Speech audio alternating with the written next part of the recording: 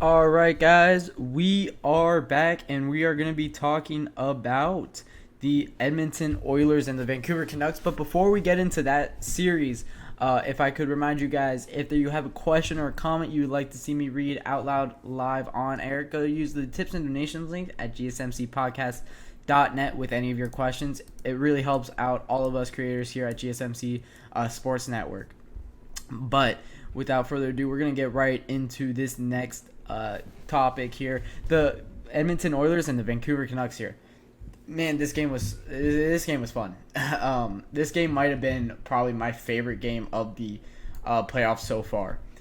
Edmonton steals this game 4. Maybe not steals, but it really felt like the Vancouver Canucks had so much momentum going into what we thought was an inevitable overtime. Edmonton scores with 39 seconds left in this game to win it, to go up 3-2. I think was the final score of this one. And Draisaitl, I don't know if I can give enough credit to this guy. He has been unbelievable, and he's kind of stepped it up in the playoffs his entire career. But this is different gravy. He's almost a goal per game, and he is at 2.22 points per game in these playoffs. He has 20 points in 9 games played. This guy, Leon Draisaitl, is playing NHL career mode. We're going to talk about him when we go into Conn Smythe winners for each team, because, man, this guy's ridiculous. This guy is absolutely ridiculous. And he's wheeling the Edmonton Oilers in these playoffs, him and Connor McDavid, and maybe even Evan Bouchard. He's been great, too. Anyways, this game specifically here, the Oilers opened the scoring with a power play goal here. This is a ridiculous goal. I don't know if I could give this goal justice, so if you want to look at one of the greatest hockey goals I've seen in its entire playoffs, watch this one. Oilers have the puck. This is on the power play. They have it in the offensive zone. Connor McDavid has it. He's skating... He's skating through the high slot. He draws like 2 defenders towards him. That leaves Leon Draisaitl on the right side, just wide open here. Connor McDavid doesn't even look at Leon Draisaitl once in this entire moment, but he stick handles through. You have forwards on the 2-point men, and then you have 2 defensemen that are kind of coming up onto him. He stick handles through the 4 guys and then whips the puck over to the right circle, and it gets to Leon Draisaitl, who's just camped out on that right circle, and he gets one in on the power play. Man, this is the definition of different level when we're talking about Connor McDavid, Leon Draisaitl. These guys are insane, and this is what I'm talking about when we're saying these guys are insane, man.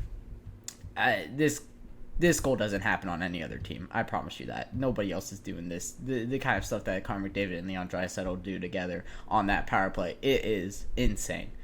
But yeah, he doesn't even look at Leon Draisaitl at any point, but he perfectly passes it to him right on the blade of his stick, where he's able to take just one kind of move towards Artur Shilovs, who was trying to sell out for Connor McDavid and Zach Hyman, who are kind of on this right side or on the left side right now. There's nothing Artur Shilovs can do. There's nothing any of the Vancouver Canucks defensemen can do. This is just an Edmonton Oilers goal. This was truly insane. And then Draisaitl with an absolute he rips the shot in. I have not looked at the speed on it, but it's definitely north of 90, maybe even north of 97 might be where that shot was when it reached the back of the net. Man, this was a great goal. But you have this 1-0 lead for the Oilers, and then Shilovs kind of shuts it down in the second here. For most of the second, it was just Artur Shilovs buying the Vancouver Canucks time, is how I'm going to put it here. He looked great. I'm going to give him that, but it was the onslaught of pressure from the Edmonton Oilers. It looked like it was going to kind of crack at some point, and it does eventually crack, but Artur Shilovs holds it up for so long. It's like duct tape on a sinking ship. It's like you can only have that going for so long, and then it's just gonna peel off, and then water's gonna start flooding the ship, and that's what Artur Shilov's held it on for a lot longer than any duct tape could ever do. But with time expiring in the second period, Ryan Nugent-Hopkins has an absolute snipe that gets past Artur Shilov's. He had McDavid on a cross crease here, had McDavid kind of wide open, and he looked him off. He stares down McDavid's stick and then fires the shot on net. That's what fooled Artur Shilov's. I'm not blaming Artur's for this goal here. This was a great play and a very confident play by Ryan Nugent-Hopkins, who this is kind of the year that we're seeing him break out, I guess, in these playoffs. He's played very well. I think he has 11 points. I think he has 2 goals and 9 assists. 2 goals and 9 assists through the first 9 games for the Edmonton Oilers. So he's playing very well, over a point per game, in an assist per game. And this was his second goal of the playoffs. He's been playing great. But Artur Shilov's, let me talk about this guy for a second here. He steps up for an injured Thatcher Demko, and you're looking, and I'm guilty of it. I was saying that you need to go to Casey DeSmith. This is a guy with playoff experience. This is a guy that's been around the show for a very long time. He's been on great Penguins teams that have been on great runs with Matt Murray, and I really assumed that Casey DeSmith was just going to come in and hold off any team until Thatcher Demko is able to get back. But it's Artur Shilov's who looks. I don't know if Thatcher Demko is doing any better against these Oilers, and that's no knock to Thatcher Demko, who I believe is an unbelievable goaltender. This is all giving praise and giving flowers to a player that absolutely deserves it. Artur Shilov's has been great these playoffs, and you gotta give credit where credit's due sometimes. Prove me wrong for sure. I couldn't pronounce his name for the first 2 episodes I was doing of these playoffs when he did step up. I thought it was like Seelovs, but no, he's been great. He forced me to learn his name, that's for sure. And let me tell you, he's gonna be. He's 23. He's young. He's the next kind of guy up.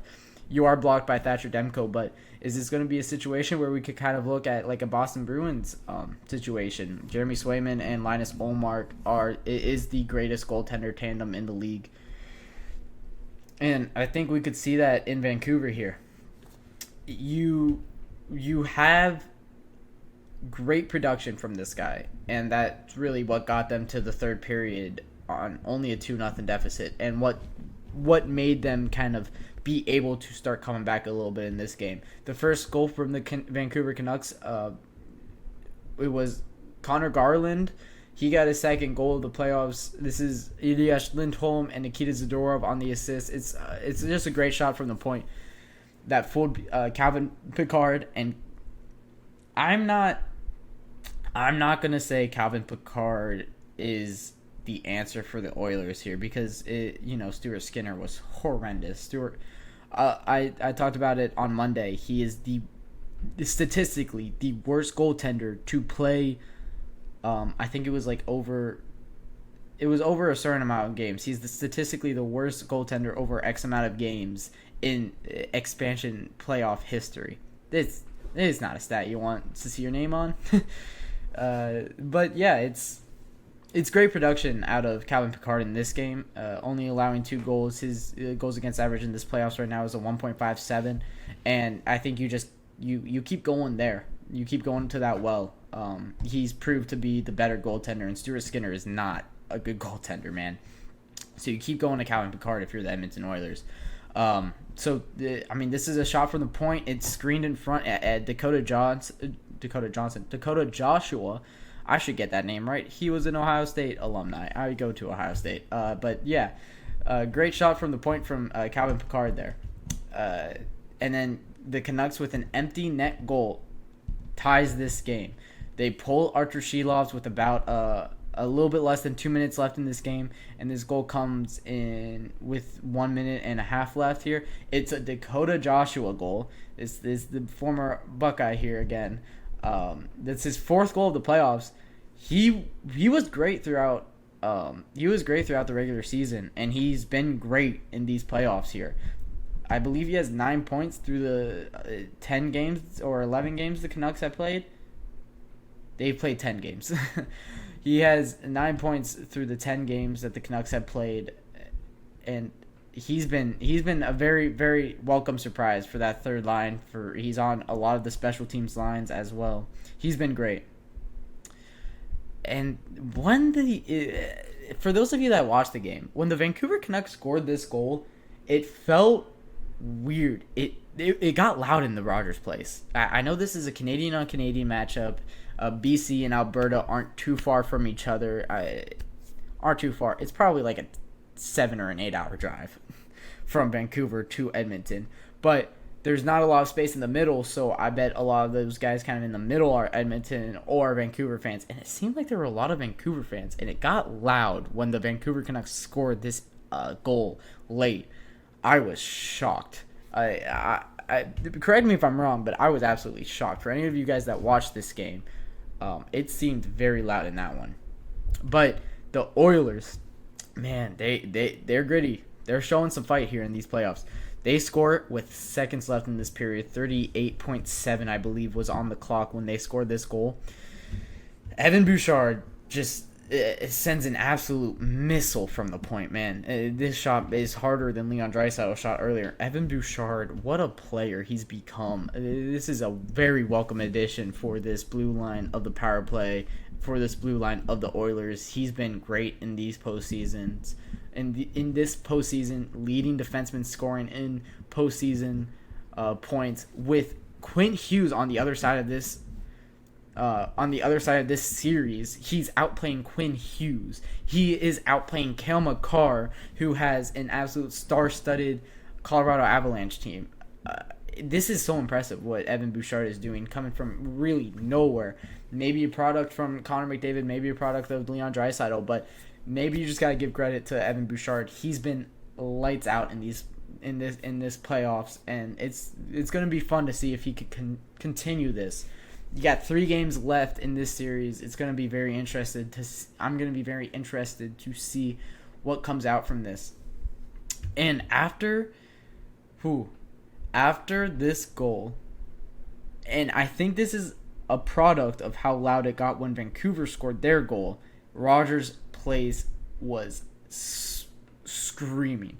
The commentator, I forgot to look up who was the one doing the color of this game, but he says, the roof is about to come off the building in Edmonton, Alberta, and that's so true, and it absolutely was. What an atmosphere. This game might be the best game of the playoffs so far. I'm saying it definitely is, in my opinion. It was so exciting to see these two heavyweights go back at it again.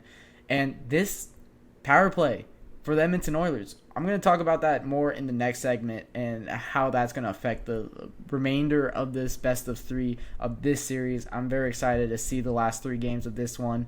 Yeah, that will do it for our second segment. When I come back, we'll do a review of my series predictions and kind of do a breakdown of the series so far.